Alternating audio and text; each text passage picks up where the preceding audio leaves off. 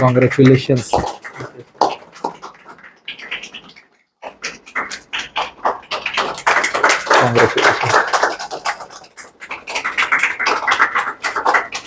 So Aniket, आज जसं तुमचं 3.5 LPA फ्रेशर असताना सुद्धा जावा डेव्हलपर म्हणून जे प्लेसमेंट झालेलं आहे, तर महाराष्ट्रभरातील जे आपले सगळे विद्यार्थी मित्र तुम्हाला पाहतायत, तुमची एक सक्सेस स्टोरी पाहतायत, त्यांना त्यांचंही IT करिअर लवकरात लवकर चालू व्हावं यासाठी तुम्ही तुमच्या भाषेमध्ये काय मेसेज देताल?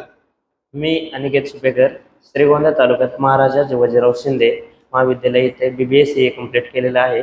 माझं IT जाण्याचं खूप मोठं स्वप्न होतं आणि ते एस इन्फोटेकमुळे आज स्वप्न पूर्ण झालेलं आहे.